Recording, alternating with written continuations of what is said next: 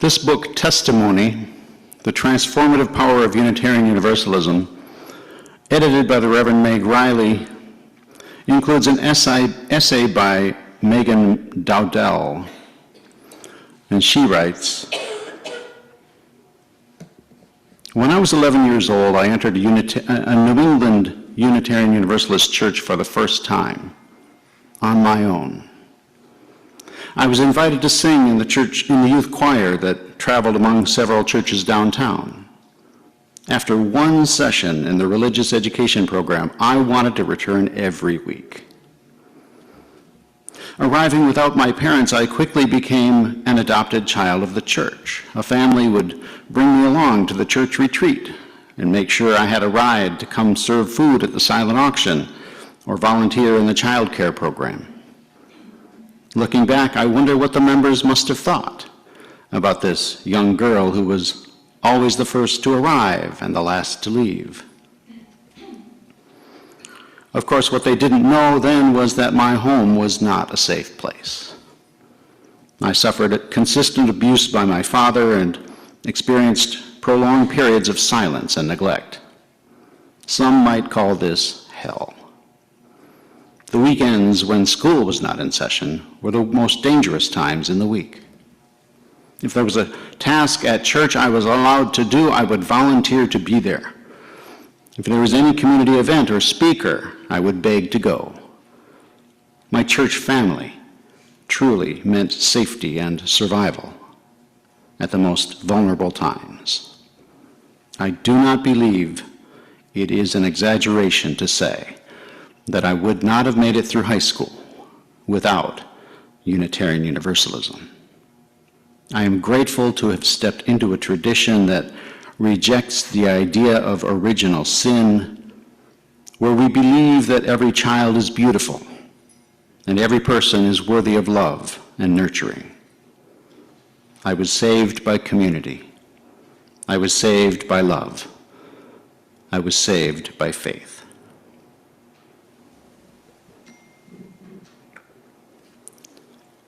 This book is full of such stories. Of people, a gay kid in a fundamentalist family, more than one depressed young adult, a mother grieving a stillbirth, several incarcerated folks feeling discarded by society, all of them literally finding salvation in Unitarian Universalism.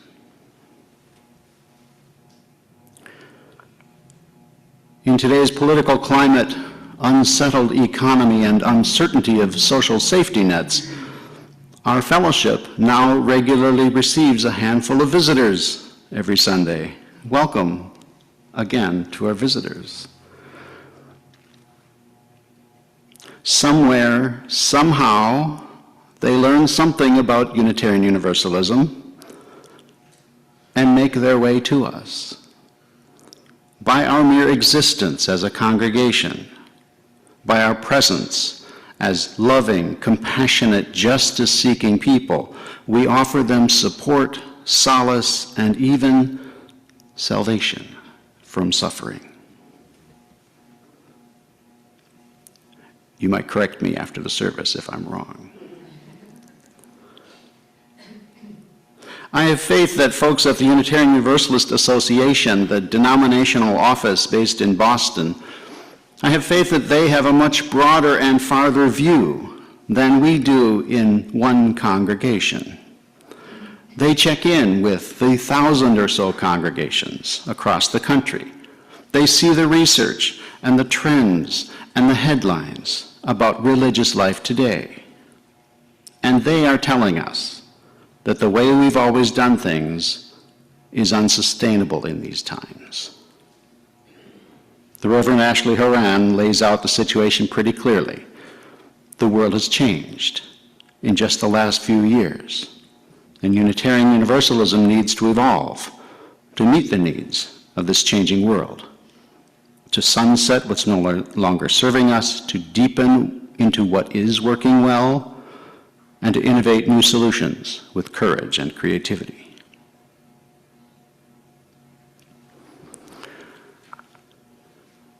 One of the things I like about Unitarian Universalism is what I perceive as a realistic agnosticism about the future. We don't know what's over the horizon, but we do know that we want to be part of it. Whatever may lie ahead for our eternal souls, if such there be, we know that revelation is not sealed, that truth and meaning are formed and reformed in every moment of our interconnected, interdependent lives. And we tend to believe, as in today's prayer, that what we do matters, now and to future generations. How we live matters. Being there for one another matters. With every act of kindness or meanness, courage or fear, love or hate, we are weaving the fabric of the universe that holds us all.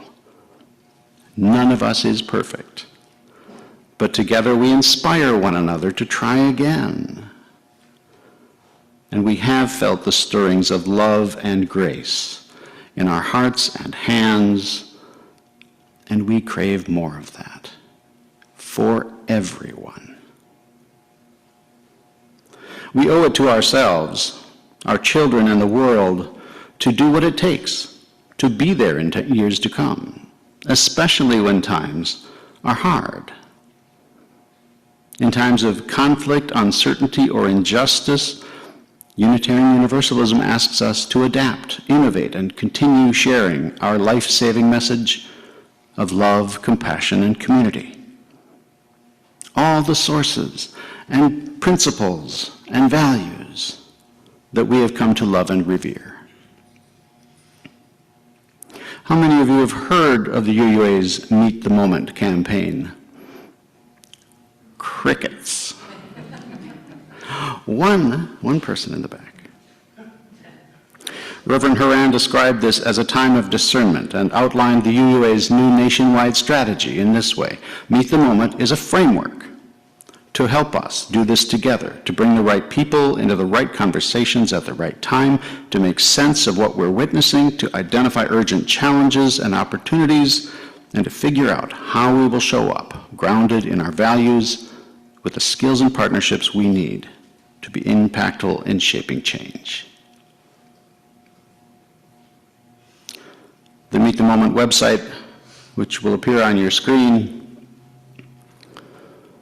introduces resources to help us analyze, discern, and take values-based action in response to today's religious, cultural, generational, and political realities.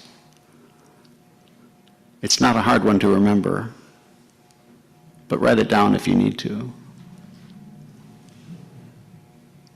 Questions and videos for personal and group reflection, templates and other tools for leading discussions, webinars for analyzing all the latest data, and I know we have enough engineers here to love data. Online intentional learning groups called WAVE cohorts. And if any of these interest you, I urge you to visit the website. Read and watch and listen to these resources. Take part in some of the webinars or online groups. Create a discussion group here in our fellowship around these issues. Or even, dare I say, make recommendations to your board of directors. Board, are you okay with that? Of course. Thank you. Folks at the UUA are telling us that we as a movement have a tremendous impact on society, and that we individually and as congregations have what we need to recalibrate, to transform, and to meet the needs of the day. At our best, Unitarian Universalists are both deeply grounded in our core values and shared commitments, and nimble enough to respond to the challenges and opportunities that emerge in rapidly changing times. We've been here how long? How old is our fellowship? 70 some years old. Great. We went through a lot to get here. We're not the same congregation we were then. We've adapted to the changing situation, and we can do it again. The website gives other examples of congregations doing such work. The small congregation in Mississippi offering Our Whole Lives, the comprehensive sexuality education program, offering that to the entire state of Mississippi as a public ministry. The fellowship in Idaho, partnering with a local trans-led organization to host a Trans Joy Cafe. The North Carolina congregation that does a campus-wide, multi-generational religious education event instead of traditional worship on the fourth Sunday. The Colorado congregation that does 4x4 gatherings, not that kind. 4x4 gatherings where 4 longtime members host 4 new folks for dinner as part of the path to membership. The suburban New Jersey church putting big money toward a reparations-rooted microloan program for BIPOC-owned businesses and organizations. We in this congregation are starting this process with faith formation, what we formerly called religious education. As I have described before, we need to recognize that we do faith formation every day in every encounter. We inform and form our faith. We need to build a program around the present needs of children and parents, not simply what we've done before. We need to integrate children and youth into a whole church model of community. I know that our new faith formation coordinator, Sam, has a passion for shepherding this change for us in coming months, and I hope you will bring your voice to that conversation. How else might we adjust our ministries to meet the present moment, within and beyond our doors? What does this moment ask of us? What opportunities might we make happen? I invite you to take these questions home and discuss. In the coffee hour, perhaps. We can begin right now, right here, where we belong. We know we belong, and right now, amid kindred spirits, by opening ourselves to one another, loving and trusting together, being there for one another, arm in arm, perhaps, saving one another, perhaps, and letting our light shine, being more fully present, listening and helping when we see a need, building up a world and a beloved community right here. I will be in the pulpit twice more this month, then off on sabbatical for 3 months. I hope you will spend that time caring for one another and anyone else who walks in the door, thinking and talking about how we as a fellowship might better serve our children, families, and youth, and I look forward to putting into practice additional ideas for adjusting our ministries when I return in January. Let us not be afraid of change, but welcome it with open hearts and minds, because today will be a joyful day, and tomorrow could be even better.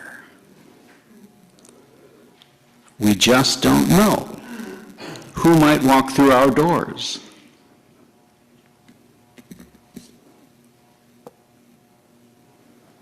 And seeking and finding salvation in our life-saving ideas, life-affirming principles, and life-changing opportunities. We just don't know. Our religious ancestors transformed themselves and their faith to meet the needs of the moment, to let go of what no longer serves, to open to new possibilities, to seize opportunities, and lean into aspiration and innovation. Let us go and do likewise. Amen.